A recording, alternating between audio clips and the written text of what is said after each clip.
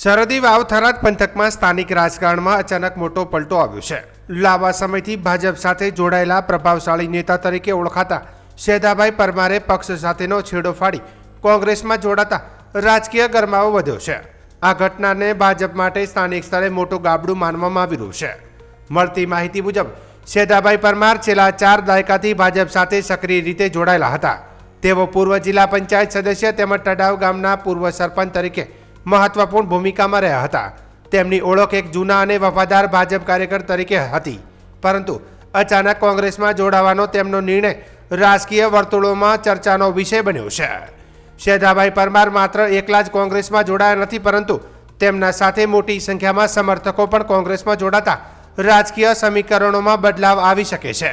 ખાસ કરીને ગ્રામ્ય વિસ્તારોમાં તેમની સારી પકડ હોવાથી આ ફેરફાર આગામી ચૂંટણીમાં અસરકારક બની શકે છે। આ પ્રસંગે જિલ્લા કોંગ્રેસ પ્રમુખ ગુલાબસિંહ રાજપૂત અને તાલુકા પ્રમુખની ઉપસ્થિતિમાં શેધાભાઈ પરમાર તથા તેમના સમર્થકોનું ભવ્ય સ્વાગત કરવામાં આવ્યું હતું।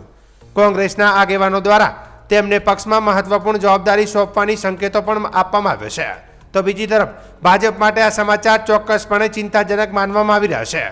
પક્ષના જૂના જોગી અને પ્રભાવશાળી ચહેરા પક્ષ છોડતા જ સ્થાનિક સ્તરે સંગઠન પર તેની અસર પડી શકે છે। આ ઘટનાને લઈને ભાજપમાં આંતરિક ચર્ચાઓ પણ તેજ બની હોવાનું જાણવા મળે છે। ચૂંટણી પૂર્વે આ પ્રકારના પક્ષ પલટા રાજકીય માહોલને વધુ ગરમાવી રહ્યા છે। હવે આવનારા દિવસોમાં અન્ય નેતાઓ પણ પક્ષ પલટો કરે છે કે કેમ, અને આ ફેરફાર મતદારો પર કેટલી અસર કરે છે, જે હવે જોવું રહ્યું। હું 1987થી ભાજપમાં જોડાયેલો હતો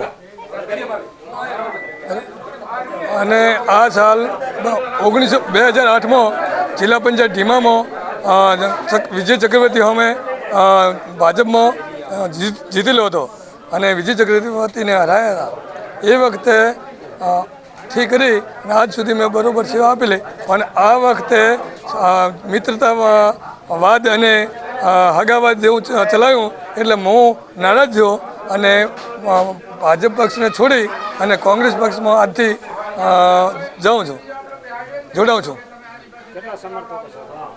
લગભગ 600-800 ગામના સમર્થકો સાથે હાલ